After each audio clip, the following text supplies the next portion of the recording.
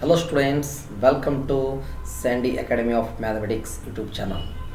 Last వీడియోలో మనం all competitive ఎగ్జామ్స్కి సంబంధించిన క్వశ్చన్ సిరీస్లో పార్ట్ 1ని డిస్కస్ చేయడం జరిగింది. సో ప్రతి ఒక్కరూ ఆ వీడియోని చూసారనుకుంటున్నాను. చాలామంది కామెంట్స్ రూపంలో తెలియజేశారు, చాలామంది లైక్ చేశారు, వాళ్ళ ఫ్రెండ్స్ కూడా షేర్ చేశారు. సో అందుకోసం ఫస్ట్ ఆఫ్ ఆల్ మీ అందరికీ థ్యాంక్స్ చెప్తున్నానండి. అలాగే మీరు లాస్ట్ వీడియోలో ఇచ్చిన కోఆపరేషన్ బేస్ చేసుకుని ఈ వీడియో చేస్తున్నాను.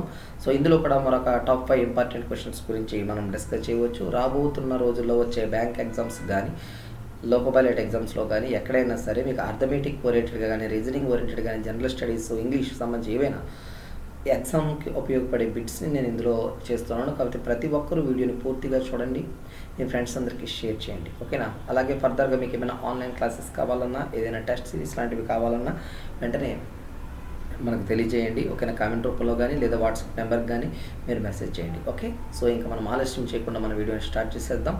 సో ఫస్ట్ క్వశ్చన్ చూడండి. Select the most appropriate word for courage. Select the most appropriate word for courage అని అంటున్నారు. చూడండి ఇక్కడ ఇది యాక్చువల్లీ ఇంగ్లీష్కి సంబంధించినటువంటి క్వశ్చన్ అండి. Synonym okay. Meekness, valour, humility, timidity. Okay, ఒకసారి జాగ్రత్తగా వినండి. ఇక్కడ మిమ్మల్ని అడుగుతుంది కరేజ్ అనే ఒక పదానికి, ఓకేనా, అదే మీనింగ్ ఇచ్చే పదం చెప్పమంటున్నారు, ఓకేనా? మన భాషలో సినానిమ్ అంటే ఏమిటంటే పర్యాయ పదాలు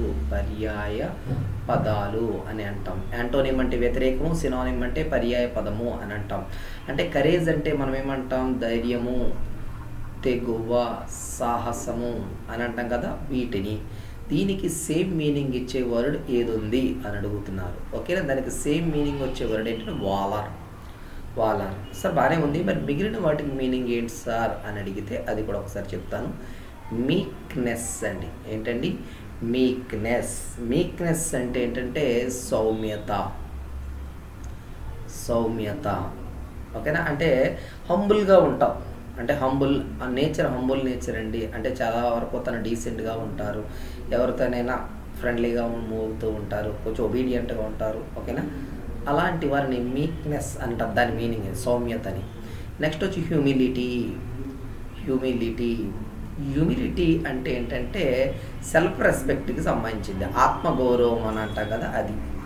అంటే ఎలాగంటే ఎక్కడైనా సరే ఎవరైనా మనల్ని కామెంటింగ్ చేస్తారేమో అనే ఒక రకమైన బిహేవియర్, అది మనల్ని కామెంట్ చేయకుండా మనం చూసుకోవాలి అని అంటాం కదా, అది అన్నమాట, ఓకేనా? హ్యూమిలిటీ అని అంటే అది పోతుందనే ఫీలింగ్ అనమాట. మీకు అర్థం అవ్వాలంటే ఆత్మగౌరవం పోతుంది అని అంటారు, మనల్ని కించపరుస్తూ మాట్లాడతారు ఒకళ్ళంటే దాన్ని హ్యూమిలియేషన్ అని అంటారు అనమాట, ఓకేనా? నెక్స్ట్ టిమిడిటీ అంటే ఫియర్ఫుల్నెస్ అనమాట. ఫియర్ఫుల్నెస్ అంటే ఒక రకమైన పిరికితనం లేదా భయంస్తుడు అని అంటాం కదా, ఓకేనా? పిరికితనం ఉండడం, అది అనమాట టిమిడ్ నేచర్ అని అంటాము. సో టిమిడిటీ అనమాట, ఓకే?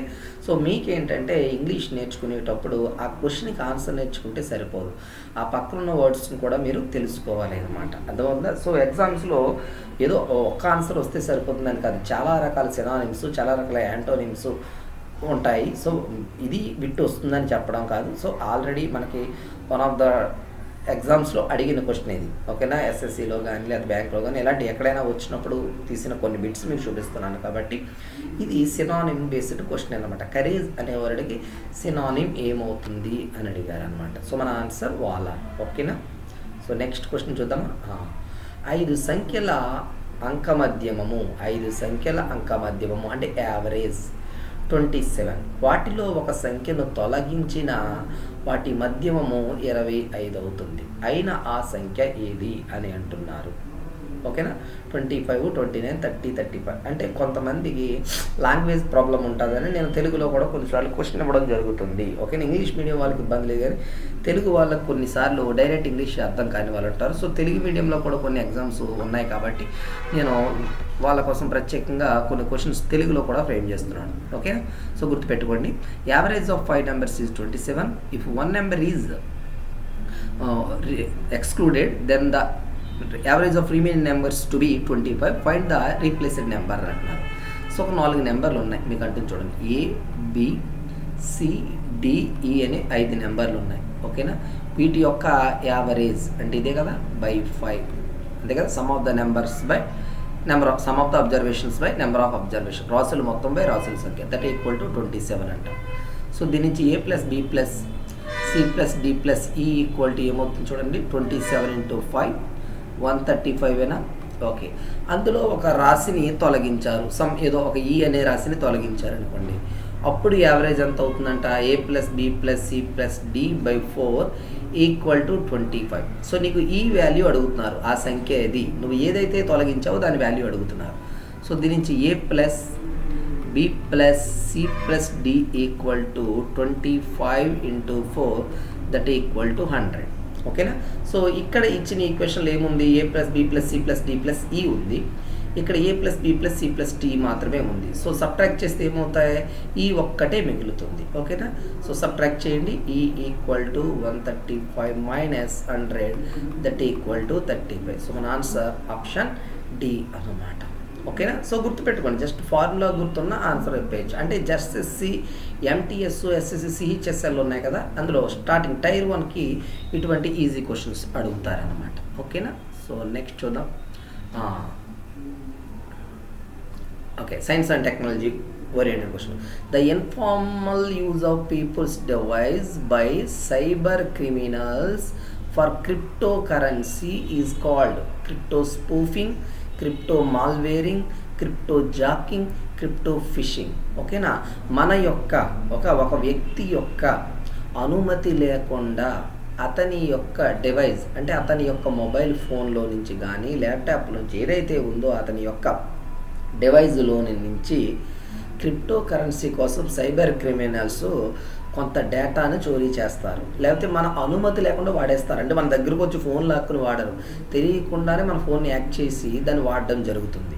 ఇలా చేసే ప్రక్రియని ఏమని పిలుస్తారు అని అంటున్నారు. దీన్ని క్రిప్టో జాకింగ్ అంటారు. Crypto jacking. మీకు హైజాక్ అని అంటారు కదా, ఇప్పుడు విమానాలు అవి చేసినప్పుడు ఏం చేస్తారు, హైజాక్ చేశారు అని అంటారు. అంతేనా. హైజాక్ చేయడం అంటే ఏంటి, అక్కడ ఉన్న వాళ్ళు వాళ్ళ అనుమతి లేకుండా అక్కడ ఆపేస్తారు అనమాట, ఏది కావాలంటే అది చేసుకుంటారు. అలాగే క్రిప్టో కరెన్సీ అనేసి మనం విన్నాం కదా, ఆ కరెన్సీ కోసమని సైబర్ క్రిమినల్స్ ఏం చేస్తారంటే మన డేటాని చోరీ చేయడమో లేకపోతే మన డివైజ్ని వాళ్ళు యూజ్ చేయడమో అని ఉంటుంది. ఎలా సార్ యూజ్ చేయడం అంటే, కొన్నిసార్లు నువ్వు మొబైల్ వాడుతున్నప్పుడు అనవసరంగా అది హ్యాంగ్ అయిపోతూ ఉంటుంది, కొన్నిసార్లు వేడెక్కిపోతుంటుంది, ఇలాంటి చిన్న చిన్నవి కూడా జరుగుతూ ఉంటాయి. అలా కొన్నిసార్లు తెలియకుండానే మనకు కొన్ని మెసేజ్లు వచ్చి స్కాన్ చేయడం ఏదో సంథింగ్ అలాంటివన్నీ జరుగుతూ ఉంటాయి.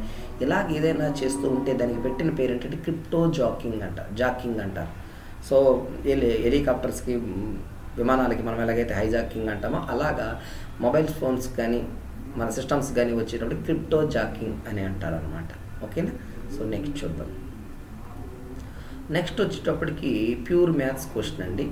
ఎక్కువగా ట్రిగోనోమెట్రీ క్వశ్చన్ చూపిస్తున్నాను మీకు. ఎస్ఎస్సిజిఎల్, ఎస్ఎస్సి సిహెచ్ఎస్ఎల్ కానీ క్యాట్ ఎగ్జామ్ కానీ ఇటువంటి ఏమైనా రాస్తున్నా, ఐసెట్ కానీ రాస్తున్నా ఈ టైంలో వాళ్ళకి యూజ్ అయ్యే బిట్ అండి ఇది. ఓకేనా. సో మీకు అర్థమయ్యేలా చెప్తాను చూడండి. మనకి 90 degrees అంటే తెలుసు, 90 degrees అంటే తెలుసు, రైట్ యాంగిల్ అంటారు. ఏవైనా 2 యాంగిల్స్ యాడ్ చేస్తే 90 వస్తాయి. అంటే if sum of 2 angles is 90 degrees then they are called complementary angles అన్నమాట. 2 కోణాలను కలిపినప్పుడు 90 degrees వస్తే వాటిని పూరకాలు అంటారు. ఫర్ ఎగ్జాంపుల్ ఒక x = 30, y = 60 అన్నాను. సో 2 యాడ్ చేయండి, 30 + 60 = 90 degrees ఏనా, 30 + 60 = 90 degrees అవుతుంది కదా. ఓకే. సో అప్పుడు ఈ 30, 60 ఏమంటారంటే కాంప్లిమెంటరీ యాంగిల్స్ అంటారు. అంటే ఎవరైనా క్వశ్చన్ అంటే చెప్తారు, what is the complement of 30 అన్నారు అనుకో 60 అని చెప్పాలి. In the same way what is the complement of 60 అంటే 30 అని చెప్పాలి. ఓకేనా. If x is complement of y then y also complement of x అనమాట. ఒకదాని కూడా వైస్ వెర్సా అవుతాయి. ఓకే, బాగానే ఉంది. మరి ఈ కాంప్లిమెంటరీ యాంగిల్స్ యొక్క కండిషన్స్ ఏంటంటే, ఓకేనా, సైన్ x = cos y అవుతుంది ఫస్ట్ కండిషన్. అలాగే cos x = sin y అలా కూడా రాసుకోవచ్చు, అటు నుంచి ఇటు ఇటు నుంచి ఇటు అవుతుంది. అలాగే secant x = cosecant y అవుతుంది. అదేవిధంగా tan x equal to cot y అవుతుంది. ఈ కండిషన్స్ గుర్తుపెట్టుకోవాలి. ఎప్పుడు మీరు తీసుకున్న రెండు యాంగిల్స్ సమ్మేషన్ 90 degrees అయినప్పుడు మాత్రమే ఇది పనిచేస్తుంది. 90 degrees అయినప్పుడు మాత్రమే ఇది వర్కౌట్ అవుతుంది. ఓకే, సో ఒక్కసారి ఈ రెండు చూడండి. ఒక్కసారి x equal to 59 plus a అనుకున్నాను, y equal to 31 minus a అనుకున్నాను. ఒక్కసారి రెండు యాడ్ చేస్తే x plus y equal to 90 అనా.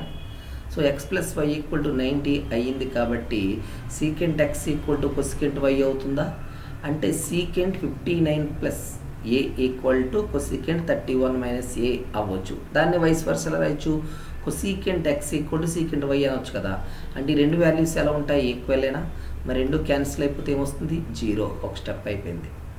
నెక్స్ట్ ఇక్కడ చూడండి, ఇది 29, ఇది 61. 29 ప్లస్ 61 ఈక్వల్ టు 90. ఓకేనా. సో ఈ రెండు వాల్యూస్ ఎలా ఉంటాయి, సేమ్గా ఉంటాయి. ఇక్కడ 1 వస్తే ఇక్కడ కూడా 1 వస్తుంది, ఇక్కడ x వస్తే ఇక్కడ x వస్తుంది, ఇక్కడ 10 వస్తే ఇక్కడ 10 వస్తుంది. సో సేమ్గా ఉన్న వాటిని డివైడ్ చేస్తే ఎంత వస్తుంది, 1 అనమాట. సో ఫస్ట్ రెండునేమో 0 అవుతాయి, 0 ప్లస్ ఇది 1, 0 ప్లస్ 1 ఈక్వల్ టు 1 అనమాట. జస్ట్ కండిషన్ గుర్తుంటే మీకు ఎస్ఎస్సి సిజిఎల్ అవ్వచ్చు, రేపు నెక్స్ట్ మంత్లో జరిగే ఐసెట్ ఎగ్జామ్కి అవ్వచ్చు, లేదా క్యాట్కి అవ్వచ్చు, మ్యాట్కి అవ్వచ్చు. ఓకేనా. ఎస్ఎస్సి సిహెచ్ఎస్ఎల్కి వచ్చి ఏ ఎగ్జామ్లోకైనా సరే కాంప్లిమెంటరీ యాంగిల్స్ కండిషన్ ఖచ్చితంగా ఉంటుంది. ఆ కండిషన్ గుర్తుపెట్టుకోండి. If sum of two angles is 90 degrees then they are called complementary angles. If two angles are said to be complementary, then their sum is 90. If x and y are complementary angles, then cos x equal to sin y, sin x equal to cos y. In the same way, tan x equal to cot y, cot x equal to tan y. ఇలా అన్నమాట. ఆ condition మాత్రం important, బాగా గుర్తుపెట్టుకోండి. ఇంకా చివరికి వచ్చాడు reasoning oriented question చూద్దాం. చూడండి, ఈ క్రింది శ్రేణిలో ప్రశ్న గుర్తు స్థానంలో వచ్చే సంఖ్య ఏది అని అడుగుతున్నారు. 43, 84, 127, 174, క్వశ్చన్ మార్క్ 286 అని అంటున్నారు. ఓకేనా. సో ఒక్కసారి మీరు ఎప్పుడైనా సరే నెంబర్ సిరీస్ చూసినప్పుడు మొట్టమొదటిగా మీరు చెక్ చేసుకోవాల్సింది డిఫరెన్స్లే చూడండి నెంబర్కి. అప్పటికి అవి సరిగ్గా లేవు అనుకున్నప్పుడు స్క్వేర్లు, క్యూబులు అలా ట్రై చేయండి. సో నేను బేసిక్ వైజ్ వెళ్తున్నాను కాబట్టి మీకు బేసిక్గా అర్థమైపోయేవే ఇస్తున్నాను. అయితే ఇక్కడ కొంచెం ట్విస్ట్ ఇస్తున్నాను. ఓకే. సో ఇప్పుడు చూడండి, 43, 84, 127, 174, సమ్ ఎక్స్ అనుకోండి, 286 అనుకుందాం. ఓకేనా. సో ఇక్కడ నుంచి 43 నుంచి 84కి వచ్చేటికి ఎంత పెరిగిందో చూడండి, 41 అయినా. ఓకే. 84 నుంచి 127కి వచ్చేటికి ఎంత పెరిగింది, 43 అయినా. పెరగడం అంటే 84కి ఎంత యాడ్ చేస్తే 127 వచ్చింది, 43. నెక్స్ట్ 127 నుంచి 174కి వచ్చేటికి 47. ఓకేనా. ఇంకా మిగతాది ఎక్స్ నీకు తెలియదు, వదిలే. సో ఒక్కసారి అబ్జర్వ్ చేయి, 41, 43, 47. నువ్వేమనుకోవచ్చు బేసి సంఖ్యలకు వస్తారు అనుకుందాం. ఇప్పుడు వరుసగా బేసి సంఖ్యలు వస్తున్నాయి అనుకో, 41, 43 తర్వాత ఏ రావాలి, 45 రావాలి. రాలేదు. కాబట్టి ఇంకో రకంగా ఆలోచించు. ఇవేంటంటే ప్రైమ్ నెంబర్స్. ఇవేంటండి ప్రైమ్ నెంబర్స్. ప్రైమ్ నెంబర్స్ అంటే ఏంటి, ప్రధాన సంఖ్యలు. ఆర్డర్లో వరుసగా ప్రధాన సంఖ్యలు వస్తున్నాయి. కాబట్టి 47 తర్వాత ప్రైమ్ నెంబర్లు ఏమొస్తాయి, 47 తర్వాత 53 వస్తుంది, తర్వాత 59 వస్తుంది. ఓకేనా. సో ఇక్కడి నుంచి ఇక్కడికి ఏమో 53 వస్తుంది, ఇక్కడి నుంచి ఇక్కడికి ఏమో 59 వస్తుంది. ఓకేనా. అంటే నీ ఆన్సర్ ఏమవ్వాలి, ఎక్స్ ఈక్వల్ టు 174 నుంచి 53 అయినా ఎదరకు వెళ్ళాలి, 227, లేదా 287 నుంచి x నుంచి వెనక్కైనా 59 రావాలి. అప్పుడు కూడా ఎంత వస్తుంది చూడు, 227. అర్థమవుతుందా అండి, మీరు అబ్జర్వ్ చేస్తున్నారా. సో నెంబర్ సిరీస్లో చాలా రకాల ప్రశ్నలు ఉంటాయి. అయితే ఇదే వస్తుందని నేను చెప్పలేను, కానీ కొంచెం వెరైటీగా ఉండే క్వశ్చన్స్ ఆల్రెడీ అడిగినవి మాత్రం మీకు చూపిస్తున్నాను. సో ఇక్కడ నేను ఆ మోడల్ చూపించాను. ఏంటిది, ఇది డిఫరెన్స్ సిరీసే. వరుసగా ఉన్న నెంబర్లకి ఒక నెంబర్ కలుపుకుంటూ వెళుతూ ఉంటే సిరీస్ వస్తుంది. కానీ ఆ నెంబర్లు ఏంటి, సరి సంఖ్యల, బేసి సంఖ్యల, వర్గ సంఖ్యల, ప్రైమ్ నెంబర్, ప్రధాన సంఖ్యల అనేది తెలియాలి. సో ఇక్కడ మనం యాడ్ చేస్తుంది ప్రైమ్ నెంబర్స్ అన్నమాట.